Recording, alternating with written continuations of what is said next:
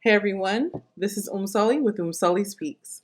Today we're going to be talking about weight loss and my story and how I gained weight and how I plan on losing it. So let's talk, let's open up, let's listen.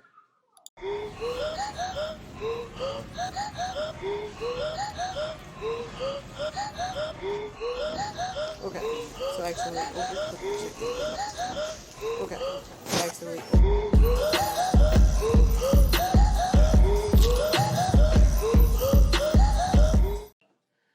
Hey, so firstly, I just want to mention that yes, I'm going on a weight loss journey, but I will not be exposing myself. I will not be letting you know little details like my dress size or um, my hip size or my what size bra I wear, what size bra I didn't wear.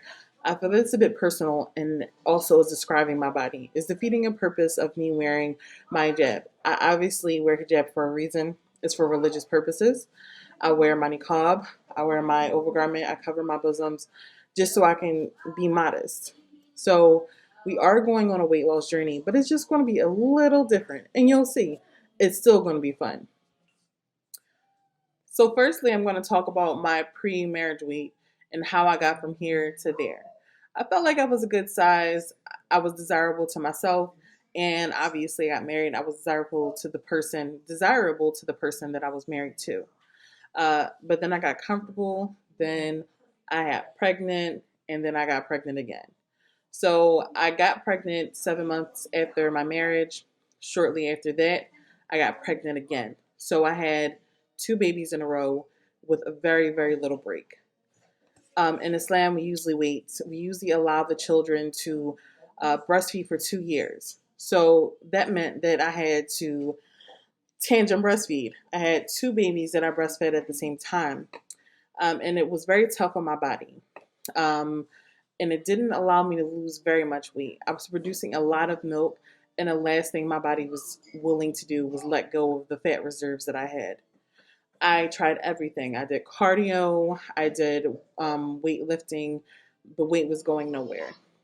Then I went to a physician because I was very weak. I was very concerned because everybody I talked to was like, well, aren't you breastfeeding? You should just be losing the weight. It should be coming off. And it wasn't. So I thought something was wrong with me. Talking to a physician, she said that she went through something similar. And other women, some women actually keep the weight until they stop breastfeeding. And that was my case. I also had an issue with depression. I suffered through it throughout my whole life, not really realizing what was going on with me. I was diagnosed at the age of 31 with ADHD, anxiety, and severe depression. I didn't realize that because I always knew it was something going on and I needed some kind of help. But when I said stuff to people and expressed myself, they were like, girl, you got this, especially when I was a single mother.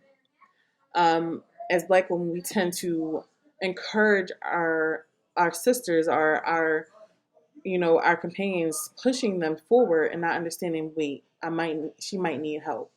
So I, after having my daughter and then my son back to back, I believe that I was going through postpartum depression, and the depression that I went through did not help with my weight loss as well. But of course, with depression, you realize what's going on, then you go seek help. I sought help and I went to counseling. I talked to my doctor about it, and I think this was a good and a bad thing um, because I was meant to go through this. Um, I started counseling, and they also put me on a ADHD medication and a antidepressant medication, and it didn't help at all. My body reacted in a horrible way. I'm going to let you guys know that I went to Duke University, and they were horrible. Um, are you serious? But you're serious. This is the, I'm trying to record some. So move, go sit. So I went to Duke University, and they pushed this narrative on me, and I believed them because I was so desperate for relief from this depression and desperate for relief for the help that I didn't even realize that I needed. I was taking Adderall and I was also taking a antidepressant medication, and my body reacted adversely. I began to experience different side effects that nobody normally usually goes through. My body was going through times that I was paralyzed from the waist down. Um, I had like different kind of brain issues, a lot of neurological issues. And when I complained to them, they kind of pushed the medicine on me more. I said, I don't think this is right. And I was on the kind of medication that you couldn't just stop. I needed help on stopping to take the medication because if you just stop taking that medication, it could like damage you permanently. So after going through this a whole year, because I actually went through I had stroke symptoms and all of this other stuff. I went through all of that in an entire year of them telling me that it was me, of them telling me because I had 4 kids and that because I was a woman and I had a husband and I was stressed out, this is why I was on this medication. Um, I finally talked to a neurologist, and he was this kind Chinese fella who did trials on ADHD medication and other medications, and he said that these medications are not good for you. They have adverse side effects, and long term, they can do a lot of damage. This was my situation, not everyone else's, just mine. So the Adderall, and they had me on. They were putting me on Vyvanse. It had my heart palpitating to the point that it was starting to damage it. So I was always tired, always fatigued, and I couldn't even get up to exercise. And the antidepressant medication had me not wanting to eat, had me even sadder. So it didn't help me at all. So the medication was a detriment, and all I wanted to do was help myself get over this hump. So after taking control of things and stopping the medication, learning how to actually wean myself off of things and making things better for me, I kind of realized that I had to change for myself, regardless of what I went through in my past, regardless of what I wanted for my future. I had to be present about what was happening within me now. So that honestly helped because I wasn't willing to take any more medication. I wasn't willing to listen to any doctors because they weren't listening to me. Once again, Duke University sucks. Um, I wasn't willing to go ahead and be a person that I wasn't anymore. I wanted to be a better person. So I had to make some changes. And Allah is not going to change a person's situation until they're changing them for themselves first. So, but I also want to mention, in between all of this, was within 4 years, I had 4 surgeries. I had gotten a cyst removed from one of my ovaries. I had gotten my tubes, and I also had a appendix removed. That was a surprise surgery.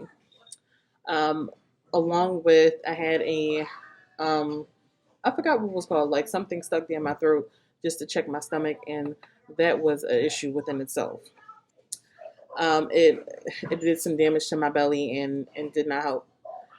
But after all of that, my body did go through some trauma. Now that I feel like I'm kind of healed or completely healed, I was ready. I'm ready to move on, and I'm ready to kind of gain control and take account for me. So let's talk about some of the things we're going to do next and how we're going to move on and just find who we are again. So now what? We're going to go over different exercises. We're going to have fun with this. We're going to go over alternative ways of eating, how we can change our environment to best suit what we're going through.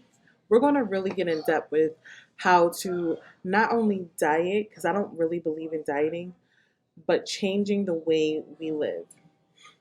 I don't see a lot of people talking about this stuff, especially people that are Muslim, and a lot of Muslim women may feel alone in their weight loss journey, but that's why I'm here now. So, what next? We're going to talk about exercising. We're going to have fun because you don't only have to exercise in the house. You don't only have to exercise in the gym. I was exercising in the pool with my kids, and I'm going to be showing you videos and different ways that you can exercise and still be modest, still be covered, and you don't have to be at the gym exposing yourself like you see a lot of other people doing. But like I said, you do you, and I'm going to do me. If that's the way you like to exercise, then go ahead. So let's get into it. So here we go on cheat day with me and my husband. We were we had a long week of exercising. He was working all week, so we just decided to treat ourselves. It was a Friday. I'm doing some curls in the pool with the babies.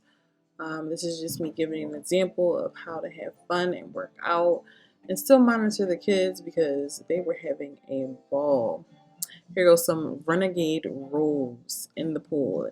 I did not mind doing exercise in the pool because you don't feel it until like maybe the day afterwards. But it was fun. I was able to push myself. Yes, that is my annoying son. I love him though. Um, Here we go, some lateral lifts. Trying to work my um, biceps. Look at my baby girl. She's swimming. Her so cute. Her so cute.